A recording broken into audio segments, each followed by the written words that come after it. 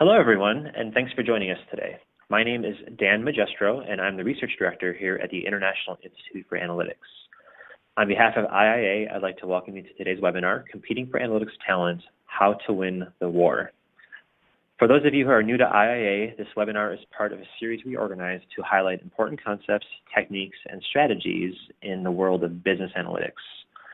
Co-founded by Tom Davenport and Jack Phillips, IIA is a research and advisory firm that works with companies to grow their capabilities in order to get the most impact from analytics. In our brief history, we've served more than 300 organizations, largely through our network of unbiased analytics experts and practitioners. So before we dive into the presentation, let's go over a few housekeeping items. First, if you have a question at any time during this webinar, please submit it using the Ask a Question button, which is located on the top left-hand side of the BrightTalk player. Your question will be addressed during the Q&A session at the end of the presentation. Also, at the conclusion of today's webinar, please take a moment to rate this presentation and provide feedback by clicking on the Rate This button, which is on the right-hand side of your BrightTalk player. And finally, the recorded version of this presentation will be available using the same URL immediately following its conclusion. So feel free to share it with your friends and colleagues using the social bookmark buttons above your console. Okay, so now I would like to introduce you to our speakers. Today's webinar will focus on analytics talent. As the adoption of a variety of analytics continues to grow across all industries, a key requirement for becoming analytically competitive is that companies of all types, whether they are large enterprises or emerging startups, must invest in their analytics talent. So with the ongoing talent shortage in analytics and the challenges of attracting the right talent, a strategic approach is necessary when recruiting and retaining analytics professionals. To address these challenges and provide actionable guidance, we've invited Burtch Works analytics talent experts, Linda Burtch and Katie Prezas, to provide guidance for hiring managers and analytics leaders looking to build and strengthen their analytics teams. So Linda Burtch is the founder and managing director of Burtch Works Executive Recruiting. Linda is a leader in analytics and data science recruiting, and she brings more than 30 years of experience in quantitative recruiting. Linda is an active member of the American Statistical Association and Informs, and she's a frequent speaker on big data, career topics, and conducts. Linda's firm publishes the Burtch Works Studies, an annual comprehensive industry report which contains data on compensation as well as demographic and job characteristics for nearly 2,000 predictive analytics professionals. And also joining us from Burtch Works is Katie Prezas. She's the Director of Research at Burtch Works and is responsible for managing Burtch Works salary reports, flash surveys, and other research content. And Katie has more than 7 years of experience in recruiting and market research. So welcome, Linda and Katie. Thanks so much, Dan, for that very nice introduction. It's great to be here today.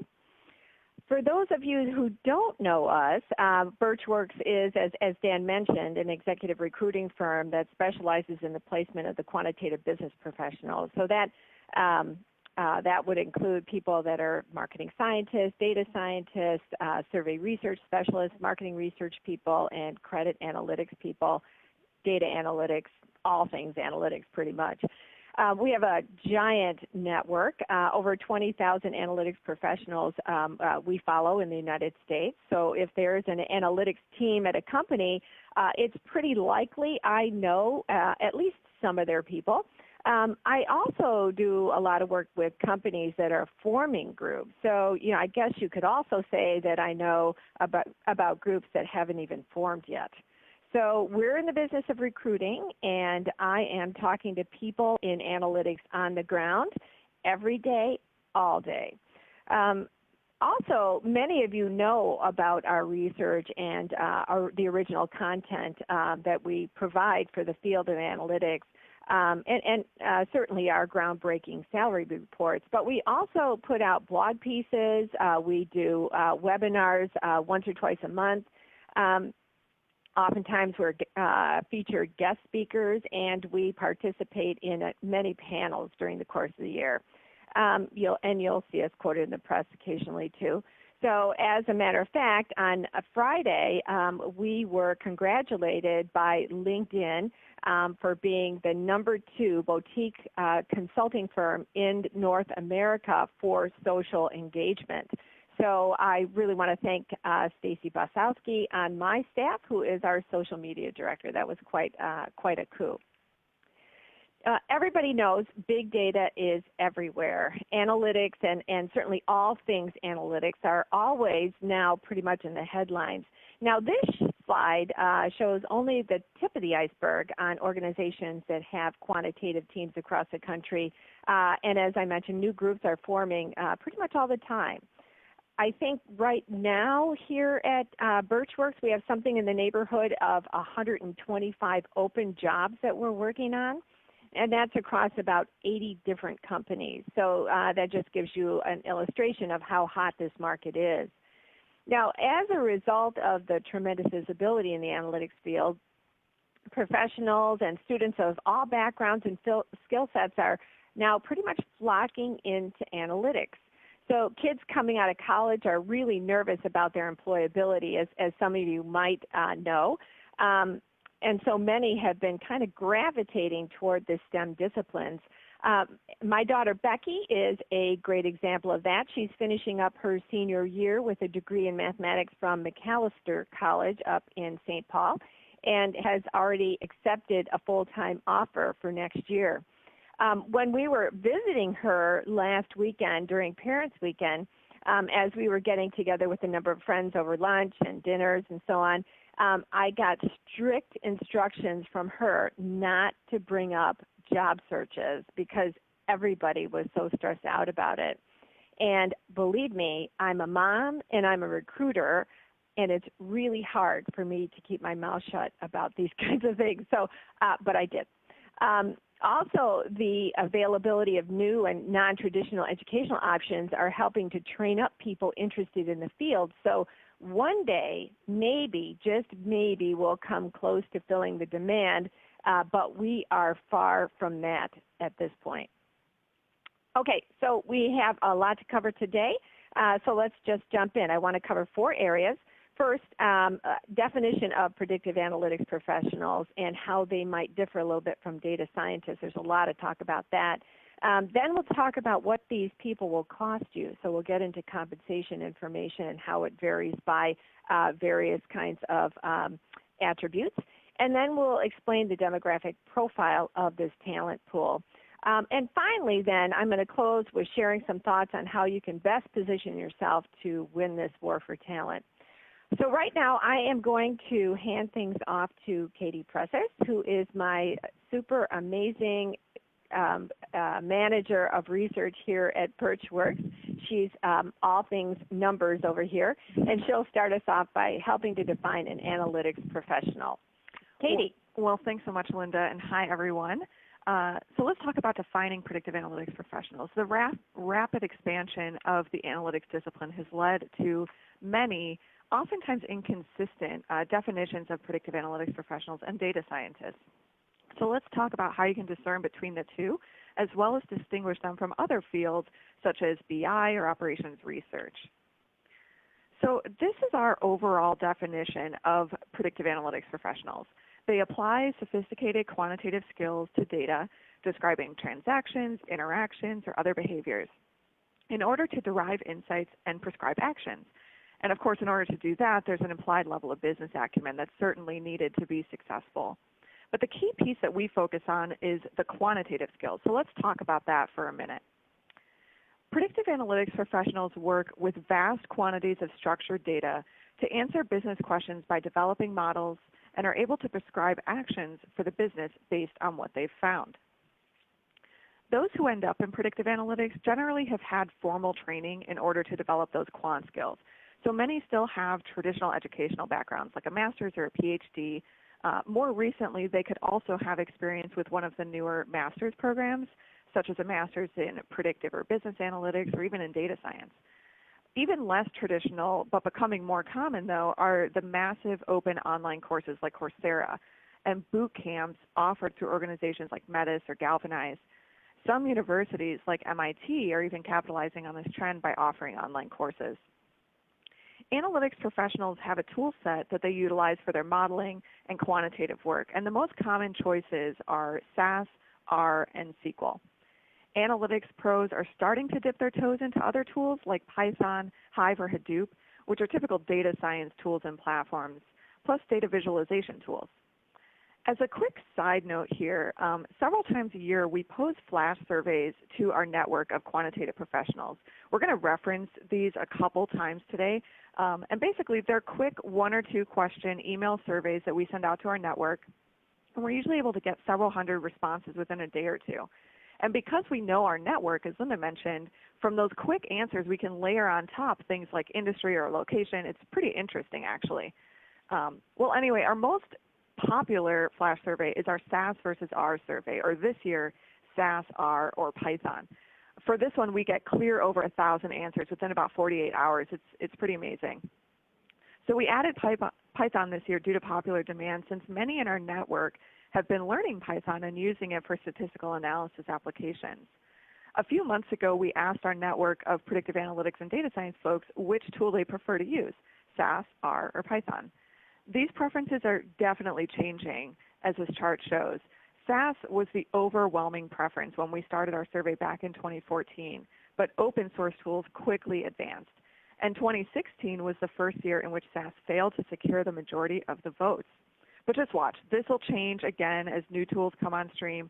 It's not about what tool these professionals prefer, it's really about them being adaptable to what new tools are out there. And I just want to add a quick point on this. You know, one of the things when I'm advising candidates or giving talks about careers. Now, this presentation is more geared on the client side, but when I'm talking to candidates, the one thing that I stress again and again is you need to make sure that you keep your skills fresh, because there's always going to be new tools coming on stream. You know, never again will we see a single software dominate for decades like we have in the past. So everybody has to be aware of that and make sure they keep themselves fresh. Absolutely true.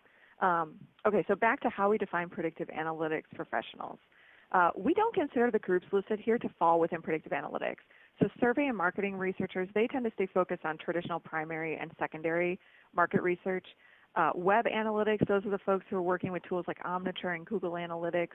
Traditional MBAs also fall outside our definition, as those programs are usually not quantitative enough to build the required skills for predictive analytics. Business intelligence is another area that can sometimes get confused with analytics. However, BI is typically more IT and reporting focused and does not include model development.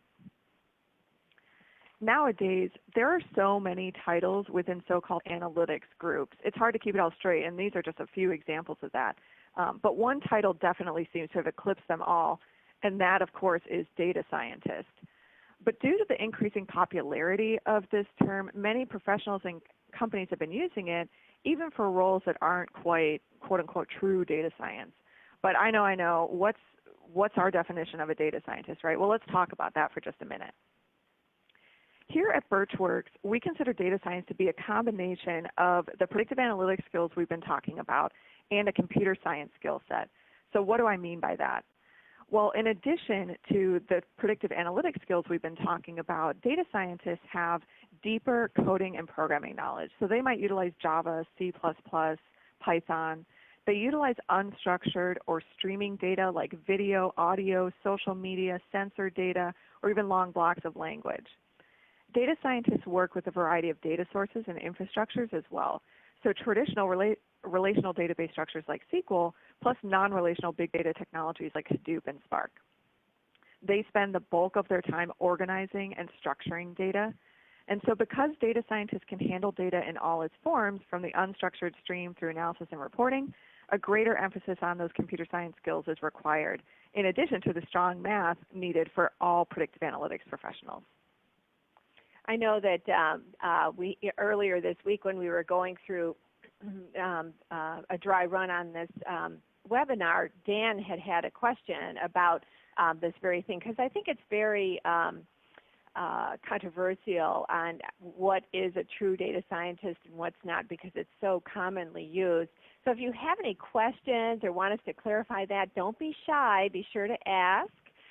One of my clients, interestingly enough, sort of lamented that no one wants to just be a statistician anymore, and I thought that spoke volumes to me. So.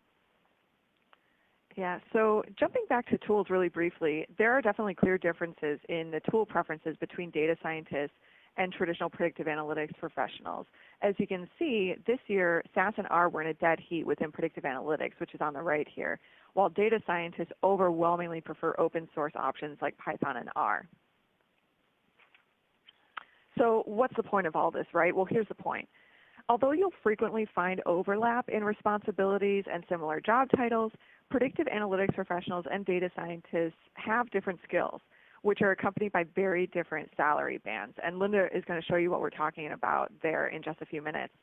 So before hiring, carefully evaluate the position you have open to determine whether it requires a predictive analytics expert or a data scientist, or even whether the position is better described as market research, business intelligence, operations research, or another area. Okay, so now we're going to talk about salary trends within analytics so you can understand the cost of this talent. For the past 4 years, as Dan mentioned, Burtch Works has published salary reports. They've been widely distributed and mentioned several times in the popular press in places like the Wall Street Journal, the New York Times, and Forbes. We currently have 3 report series that we offer, one for predictive analytics, one for data scientists, and one for market research. We have analyzed and reported on thousands of data points from individuals across the U.S. working at hundreds of companies, and it's all free and available on our website. Just last month, we released our 4th annual report for predictive analytics, and today we're going to share some of the highlights from that. We cover quite a bit in our full report, though, including what you see here. And this year's report included data on more than 1,200 professionals. Really quickly, I want to review how we categorize analytics professionals for our studies. When we analyze our data, we first drop each professional into a category, either as an individual contributor or a manager, which you'll hear us call ICs and MGs. We then further categorize them into one of 3 levels. We'll use these as we talk about our data, and I'm going to pass things back to Linda now so she can dive into the salary figures. Linda? Yep. Thank you, Katie.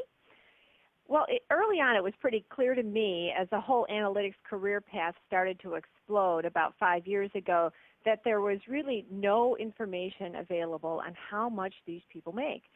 Many times I would hear the human resources groups trying to sort of equate them with the IT salary bands. I guess they were thinking, after all, they both use computers a lot, right? Well, these are my people, and we know how much they make, not from random surveys or from human resources salary bands, but from continuous one-on-one interviews and engagement with our contacts. So I've been in this business so long that I've placed husbands, wives, and I'm even now placing sons and daughters. So that's a little crazy, but I've been doing this a long, long time, and so we know what we're talking about when it comes to compensation. So let's get into the specifics on salaries. So here in this chart, you can see how salaries increase as experience and management responsibilities increase. Makes sense pretty much, right? That's pretty obvious. And these, just to point out, are median base salaries and do not include any sort of bonus. I decided early on to break out the data scientists from the predictive analytics professionals because it was pretty clear to me that their compensation was significantly different. And this chart shows you how much those salaries differ between those 2 sets of people. Obviously, at the individual contributor level, it's going to be greater.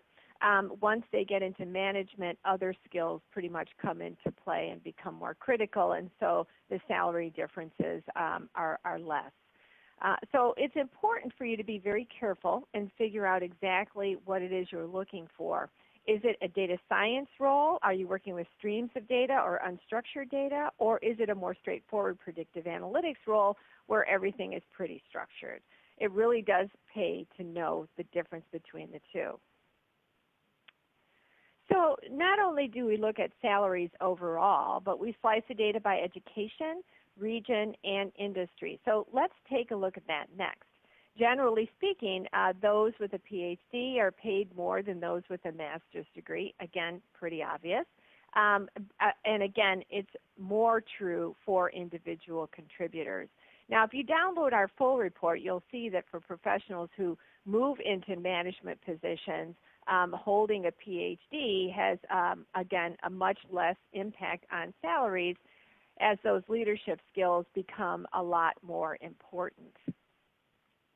Now let's see how geography impacts salaries. At almost every job level, individuals in the Northeast and on the West Coast earn higher salaries.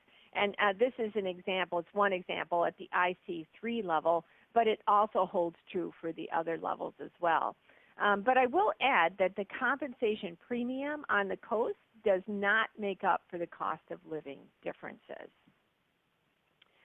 So one of the questions that we get quite a lot has to do with, well, I am a company that's not in California. How do I compete for that kind of talent? And, you know, in my comments, I mean, there's a couple of sort of quick ways you could do it, sometimes not realistic, though. So the obvious thing, of course, is to consider remote workers and remote employees. That doesn't always work, or and it's oftentimes not optimal.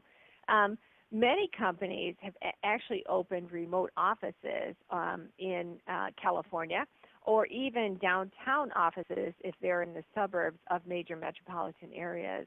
So what I do when I'm working with clients is focus my search for their people locally first and then regionally. And then the other thing to remember is it's very important to court your candidates, and not only the candidates, but also the family. So I had one candidate who was looking at a relocation from the East Coast here to Chicago. This was a handful of years ago. He had a couple of young daughters and a wife, and so he went to the interview. It went very well. Everybody was excited, but they knew they had to convince the family. So my client sent out a couple of deep dish Chicago-style pizzas, and that did the trick. He took the job. So maybe not because of that, but it worked out. But these little things are important. The other thing I'll quickly add is that things are changing. New predictive analytics programs, the master's programs, are now pretty much everywhere. And a lot of people don't want to go to California, and then also California people will start to want to move away as they start to mature a little bit, start their families, and so on. So kind of keep that in mind. I mean, it's tough right now, but within a few short years, I think we'll have a pretty significant pool of people all across the country that have analytics profiles. Hey, Linda, you mentioned that these salaries don't include bonuses. Yep. I'm curious from your perspective, are bonuses usually a big part of, like in the case of this data, it's level 3, so these are more experienced individual contributors. Yes.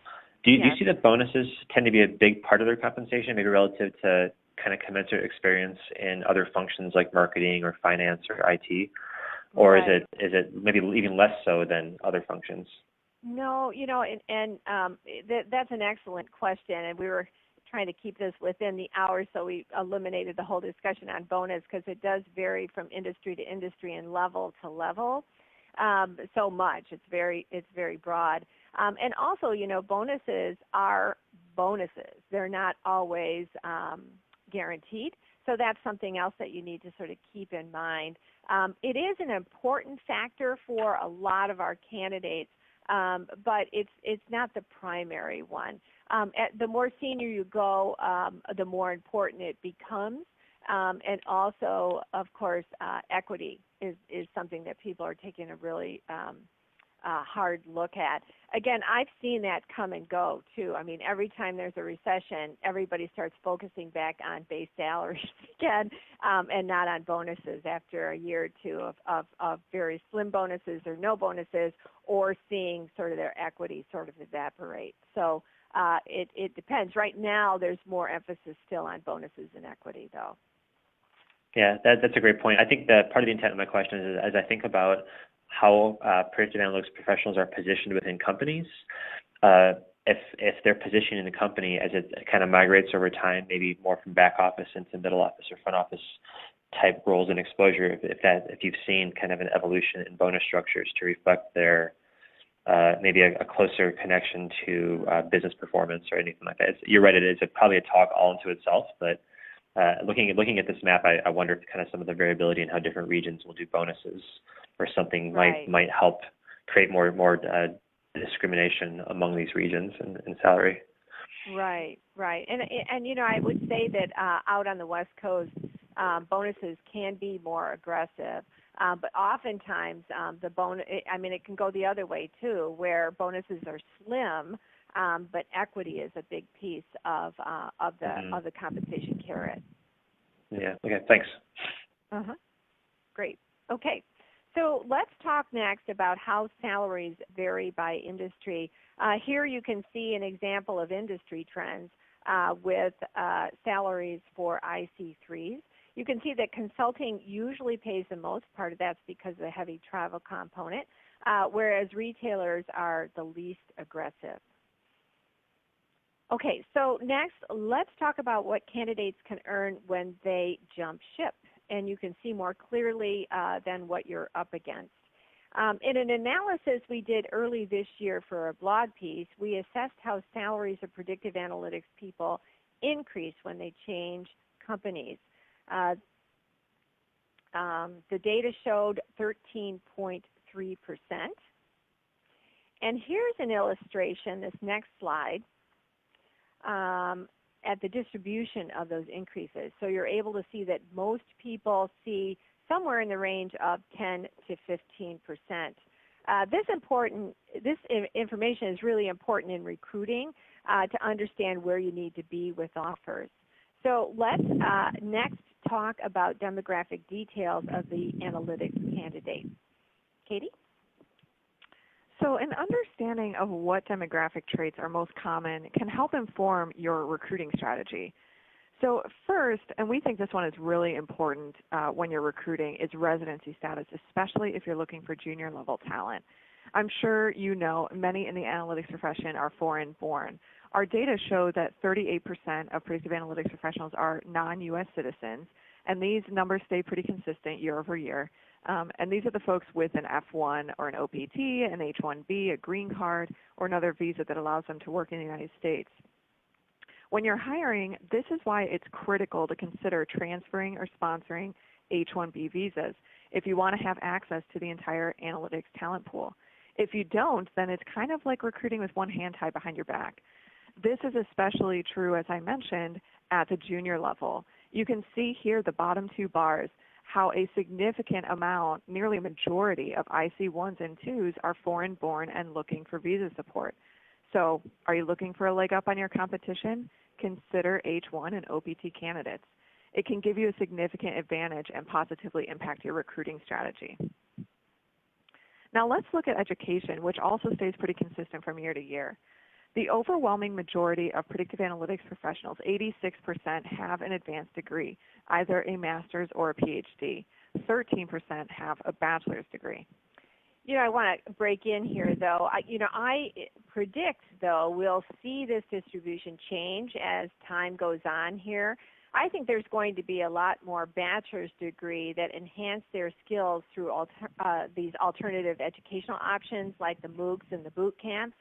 And not invest so much in a master's degree. So we'll see how that turns out. And part of that, I think, is going to be driven by the very quick change up of the skills and technology that's going on out there right now.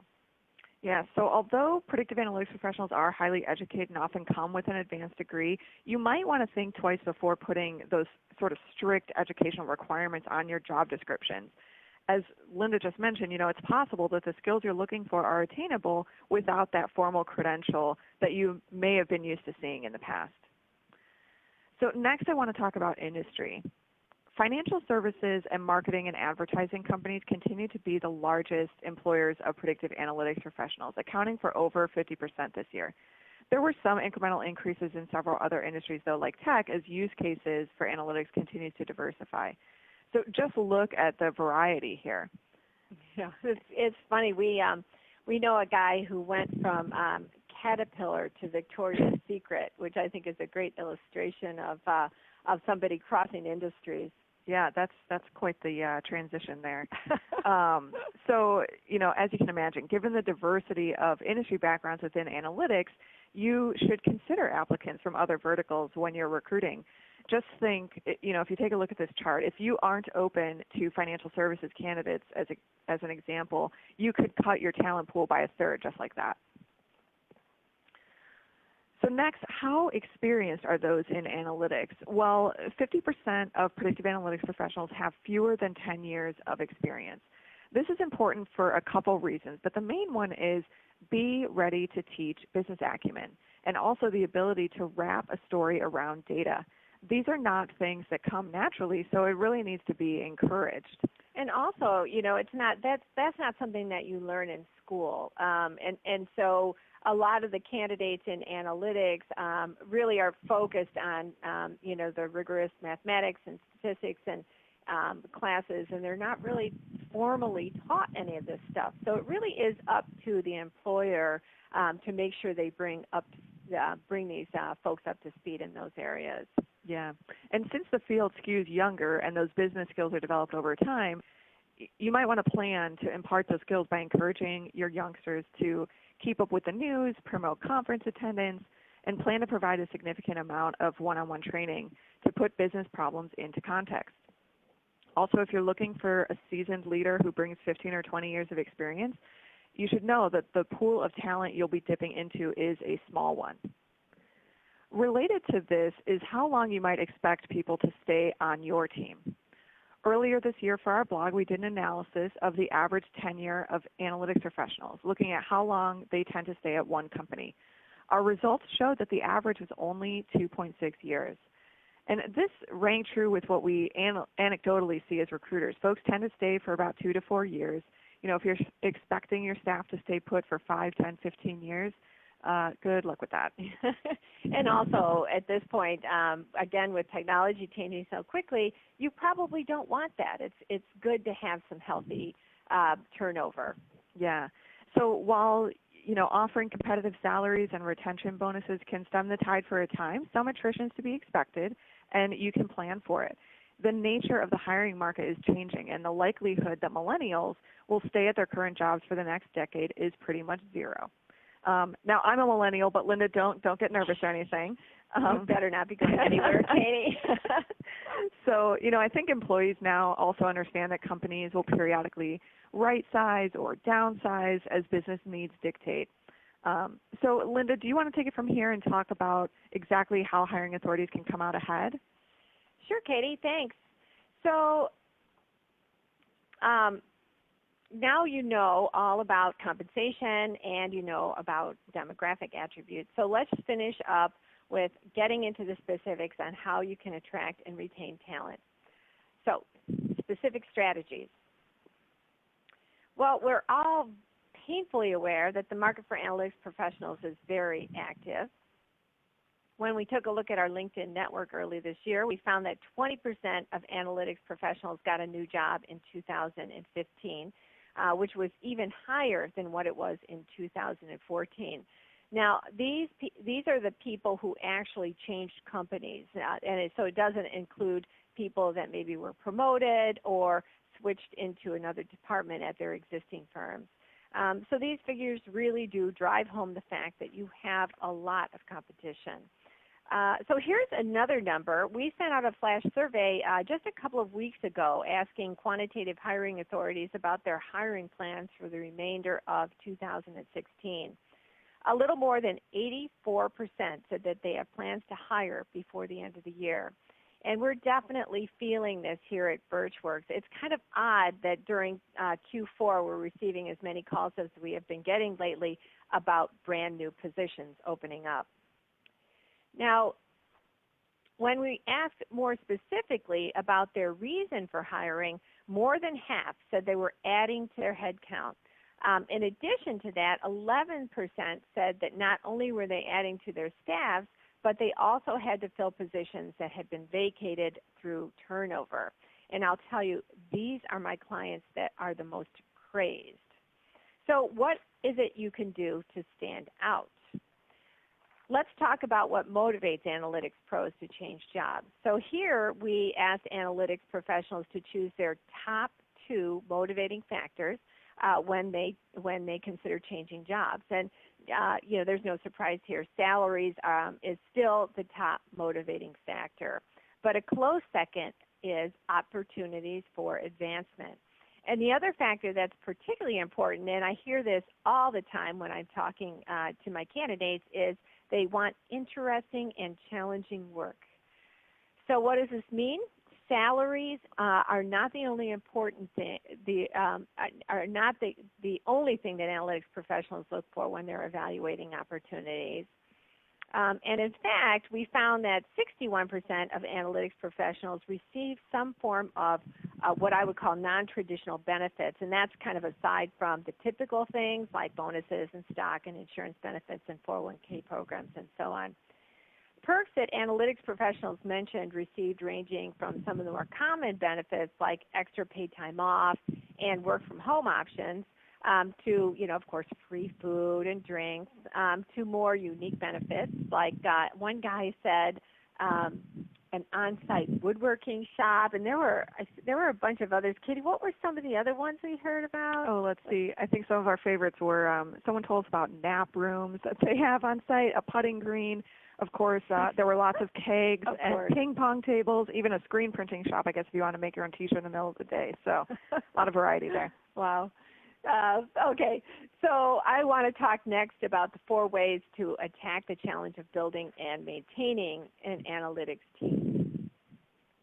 First, let's talk about what's important internally. So number 1, you need to have top-level buy-in on leveraging analytics throughout the company. And believe me, senior candidates ask me about this all the time. And especially if this is a newly formed group, they really want to hear that they have the CEO and board backing and a good-sized budget. Oftentimes, too, the CEO will be the one driving this whole initiative. So also, they want to make sure that they have a seat at the table, and that kind of goes back to what Dan was saying. No longer is analytics considered a backroom role. It really is and should be front and center because it feeds right into overall corporate strategy. So one of the questions is, where in the organization does the analytics team sit? And let me give you a hint. Don't say the IT group. So anyway, and everybody wants to know, what's the visibility? Who am I going to be talking to? Do I have direct contact with the stakeholders and so on and so forth? So since tools and methodologies evolve so quickly, make sure your department has the latest and best tools, and that can be a major draw to candidates, especially young ones. It's also much better to be open to different software. So as an example, younger professionals are coming out of the academic programs now with R and Python experience, and they're sometimes pretty resistant to switching over to SAS. So be sure that you're very open to that. The other thing that I want to add there is, it's again, and it kind of goes back to what we've been saying a couple of times earlier, and it's not even about R and Python anymore. It's really about what's next, what's coming down the road, and making sure that you stay fresh. So next, during the recruiting process, it's important to make sure that you trim your wish list, meaning make sure you prioritize your needs rather than have a laundry list, because if you do have a laundry list, you'll never fill the job. So I had a couple of years ago, I had a human resources person ask me for somebody that had 8 years experience in a Hadoop environment. And I was like, okay, that's going to be impossible. So make sure you get away from having this skills checklist. You really need to evaluate if the candidates have the smarts and the aptitude to pick up on what it is you need them to have. When you do find your candidate, make sure you act decisively and move them through your recruiting process swiftly. And since this market is so hot, many candidates will be weighing multiple offers, so it's critically important for you to make sure that your firm leaves a positive impression and make it memorable. So this includes making sure your hiring process is streamlined and buttoned up. That's absolutely true, Linda. Just to interrupt here for a second, especially nowadays with things like Glassdoor, you need to do everything you can to protect your employment brand. Many candidates, especially juniors, will read your Glassdoor reviews before an interview. I think our recruiters are always griping, don't read those Glassdoor. It makes their job harder. So, make sure you only give them good things to say and that you have your best interviewers prepped and ready to go for those in-person meetings. We have candidates tell us all the time that they're kind of paring down their LinkedIn profiles to bare bones because they're just inundated with requests from recruiters and internal recruiters about different job opportunities, and if that's one of the tools that you use, that's great. Just make sure that you're sending, personalized messages, maybe call out something specific on their LinkedIn profile that drew you to them so that they know you're a real person and that it wasn't, one of 100 messages that went out that day. One of the things I like to tell our clients is that, because of this problem with LinkedIn and these candidates that are just inundated with job opportunities even when they're not looking. People and young people tell me they get 2 or 3 a day, so they're just being inundated by all this. And what I consider to be Burtch Works' secret sauce is the fact that we can kind of break through all that clutter for our clients because we're engaged with the community, and many people know us, and we're engaged with them whether or not they're actively on the job market and making a job change. So the other thing I wanted to jump in here while we're talking about recruiting process is don't have them do the 8-hour homework assignment. If you're Google, okay, that's fine, they'll probably do it. But if you're not, then you'll probably just lose them. People don't want to do those things. So try to cut it out of your process if you can. Yeah. And I also think that communication should be prompt and transparent. It's kind of amazing sometimes how long it takes to get feedback. And, candidates get really discouraged and leave with a negative impression when that kind of thing happens. So, again, make that interview process seamless. And you got to keep in mind, you have to sell also. Certainly the candidate is there to interview with you, but it is a candidate-driven market, so you need to make sure you're always putting your best foot forward. So now let's get on to compensation strategies here. Make sure the offer is strong and fair. Know the candidate's existing salary and what they're expecting. We here at Burtch Works really take a lot of time to drill down on the details on compensation very early on in any kind of intake call, just to make sure that there are no last-minute surprises, that we're not wasting anybody's time, and you really want somebody to say yes at the end of the process. And if you're very clear on compensation expectations and what the client's able to do, that makes for a much smoother close. So a sign-on bonus is another way to sweeten the pot if you have salary band constraints that you're working with. And more often than not, candidates are getting these sign-on bonuses as incentives to close deals. So if a candidate has to relocate, it's really important also to understand that situation early on in the process. As an example, Katie and I were working with a great East Coast client of ours earlier this summer, and they were looking for their analytics leader, their first quant person. So, and I remember that when we first presented our candidate's resume, and this was the person who ended up taking the position ultimately, the human resources partner was asking how much his house was worth, how marketable it was, what neighborhood he was living in, and all these kinds of details. And I was so impressed because that's the kind of stuff we do, but oftentimes our clients, kind of think of that at the last minute. So being ahead of these things really makes a difference. So, and I'm happy to report that I'm seeing relocation packages becoming more comprehensive once again. Equity also is now becoming very much a consideration for candidates. So figure out what the candidate's current situation is and see what you can do to accommodate that. So once you get your staff, how do you retain them? So as I mentioned earlier, challenging and interesting work is an absolute key driver in retention. Many candidates come to me because they're bored doing the same thing. They're not getting enough variety, and they're not learning anything new. So the harder the problem for most of these people, the more motivated they tend to be, which is a great thing. That's a great thing. So that goes right into giving them opportunities to learn new skills, using cutting-edge tools, and also, of course, giving them lots of visibility. Again, this kind of speaks to teaching them the importance of business acumen and the art of storytelling. I had one client was telling me about he sort of discovered one of the new guys on the staff was kind of a Python wizard, and so he set up a series of lunch and learns for anybody in the organization who wanted to learn Python and put this young guy in charge of it, which I thought was, it's stuff like that I think is really very, very helpful.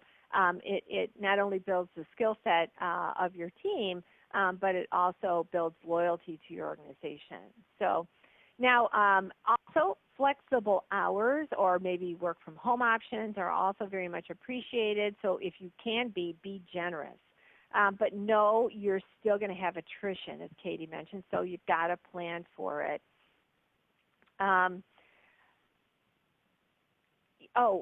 One thing I wanted to mention was out in Silicon Valley, employers and employees are now starting to consider their current job more like a tour of duty before they move on to what's next. Now, I can't say that I'm 100% behind that idea, but it's really important for everybody to take note of that pattern. So we just gone through tons of information, and we went through it fast. And I know you're still dying for more, so I'm going to turn this back over to Katie, and she's going to share with you how you can access more of our research. Perfect. Thanks, Linda. If you're hiring and looking for additional resources, of course, you can download our full salary reports at burtchworks.com/study. Our reports each have more than 30 pages of insights, and we have separate PDFs for predictive analytics, data science, and market research professionals. To keep up with the latest, you can follow Burtch Works on social media, including LinkedIn, Twitter, and YouTube. We share our latest research, webinars, and more. Our blog is also a great resource for our clients. Linda and our experienced team of recruiters regularly post information relevant to analytics, whether it's industry trends, advice, or flash surveys. And of course, if you're staffing up your team this year or thinking about your 2017 plans already, let's definitely talk. Feel free to send an email directly to Linda at albert@burtchworks.com. We love brainstorming with clients and getting to know your organization. Even if there aren't any, immediate hiring needs, we enjoy having those introductory calls. You never know when we might be able to help. Isn't that right, Linda? I feel like you have a few of those calls a week. Yeah, absolutely. And actually, over the past several months, we've been approached by a handful of consulting firms like PwC and BCG, and even our friends at IIA, looking for us to work with their clients and kind of partner up on providing advice related to their analytics teams. Things like salary and titles and levels and that kind of stuff, and just search strategies also. So one specific one, it was actually based in Miami, and this happened about a month ago, and there was a client was really concerned about trying to recruit from Miami with everything that's going on with the Zika situation. So we were talking about potential solutions for them. So a lot of clients do come to us looking for their first hire. So I love working on jobs like that. Yeah, we recruit at all levels, so folks coming right out of their master's programs all the way up to chief analytics officers, chief data scientists, and we provide both contingency and retained services. So depending on if you're developing a team or looking for that leader, we've likely worked on something similar and can bring those insights to your search. So now I'm going to pass things back to Dan. It looks like we've got some questions, and I think we have a little bit of time left for that. So Dan, thanks so much for having us. It's really been fun. Yeah, it's been fun. So when we do these webinars, we get kind of the usual questions coming in, and it's been fun watching the questions for this one come in because they span from very kind of strategic talent, kind of organizational management questions to individuals basically posting their resume for you to review. We're getting quite a range of questions, which is I absolutely love. So I'll moderate it. I'll ask a few questions that I've picked from the questions that we got, as well as my own. The first one, I want to go back to your point that you made around short tenure. This came up in one of the questions as well, and you made the comment kind of quickly that it can be healthy for staying fresh, kind of as an organization. Do you see employers posting roles externally, maybe in cases where they have internal candidates with that kind of freshening their tools knowledge or their skills, maybe more so than you see in other areas? Yeah, I would say that is a yes and no answer. Yes, I think that they do. A lot of companies nowadays are continuously looking for analytics professionals simply because the positions are so difficult to find. But they're also sort of trolling internally for people who might be interested, because there's always, and especially at the IC1, IC2 level, there's always openings, and people want to get trained up and learn something new and move around within the organization. So they come with domain experience, but they might be lacking sort of quantitative depth. So you have to bring them along in some of the other areas. But if they have the aptitude and interest, I think it makes a lot of sense. Yeah. Maybe related to that, this was one of the questions we got. Do you see regional differences in tenure a lot? Yes. Just based on the nature of loyalty or culture? Right. And it's a little bit anecdotal. It'd be interesting to do an analysis of that. That might be an interesting slice and dice of the data. But California definitely has higher turnover. Some of that is because people, it's kind of that startup craze that's going on out there, and a lot of startups don't work out. So you'll see people that have jobs for 6 months and then move on, and they'll have 4 jobs in 2 years, something like that. If you're in the across the Midwest, or people that are specifically tied to a geographic area, let's say Cincinnati, you will have longer tenure. Yeah, that's great. And then you talked about kind of being creative from a kind of a talent attracting standpoint or talent organizing standpoint around creating flexibility or having virtual kind of talent working virtually, or maybe even setting up shop in other places to where analytics talent might be more available or might want to live more. This is something I call the Kansas City question, because we know a company in Kansas City who has a really, really strong company who had a lot of challenges back a couple of years attracting talent to Kansas City in their organization. So they actually created an entire strategy of using remote resources that would come to Kansas City for 6 months, be trained up, and then work remotely out of their homes or wherever. Is that something that you really see happening a lot? And is that being driven? Is that happening more in geographies, in specific geographies? Well, you know what I think? Yes, I mean, there's a whole. We all know about all the labs that are out in California. Verizon has one in San Francisco, as does Walmart. Because data scientists really weren't keen to going to Bentonville. And so Sears has one. There's a whole lot of them out in the San Francisco area. So they, sort of set up offices out there. That's one strategy that I've seen. I've not heard that the option that you talked about. The other thing that I've heard about recently was companies setting up sort of satellite labs close to academic institutions, and then sort of bringing in interns that are working, let's say, 10 to 15 to 20 hours a week, and then pulling from them to they're using it as a feeder to permanent hires once they graduate. So that's another sort of creative idea that I've heard about recently. Yeah, that's great. The other comment you made that I think kind of probably got some reaction from our listeners. I know that we had two questions related to it. You made the comment around analytics placement, like where in the organization you are, and you said don't save the IT group. Yep. So right. Why not the IT group? Because IT is generally considered to be a operations function within an organization, and analytics professionals really look at themselves as providers of insights and directly impacting corporate strategy. IT, I have seen quantitative teams under IT, but boy, I will tell you that the candidates always balk when they see that because they really think of it as being too report-oriented or keeping the lights on and the computers running. They don't really consider it to be part of corporate decision-making. Yeah, I love your perspective because we support many companies, and where analytics teams should live is definitely one of the very common things that we will work with them on. And I think the analytics talent attraction piece is, I think that isn't even one of the major considerations that I think should be in terms of where to position the team. Is will you attract the right kind of talent? Will the job description and the hiring manager be kind of be optimal for what they're looking for? So it's a really great point that you made. I completely agree. Maybe the last question comes from me, and this is maybe from my past in recruiting analytics positions in large companies, or needing to fill them as a hiring manager.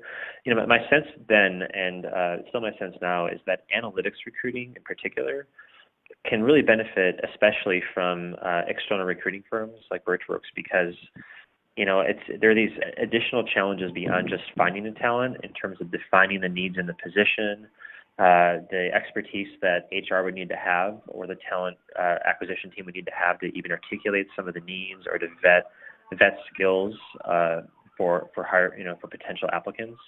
There's just more knowledge that one needs to have. Do you agree? I guess you agree with that because your firm exists. But, well, thanks for that. But nice maybe a story. But maybe a story around that, where because I think you see that, is that changing? Like, do you see companies getting better themselves at kind of truing up their talent acquisition teams to do some of this, where there's always going to be the need, but that companies are getting better at understanding what their needs really are? Well, yes and no. It depends. I spend a lot of time advising my clients on what's available out there, what's doable, what's real, as opposed to what they sort of dreaming about, I guess. And we really drill down on what is it that you need. Give me some hard examples of the kinds of projects you want this person to be involved in, and then I can sort of figure out, is this a predictive analytics professional, is this a data scientist, is this a survey researcher, or is this a web analytics person? So it's kind of easy for me to do that because I'm constantly sort of evaluating not only candidates but also jobs and what the needs are. But there's a real trick to getting people to come on board all the way through the process, from the very first intake call that I have or my team has with the candidates, through the interviewing process, through the closing process and offer, to getting them onboarded. It's a tricky thing, and it's not. Oftentimes it's mishandled, and people, the clients will spend a lot of time and lose people as a result, and that's really bad, and it's just really very, very disappointing. And so that's where again my value add comes in.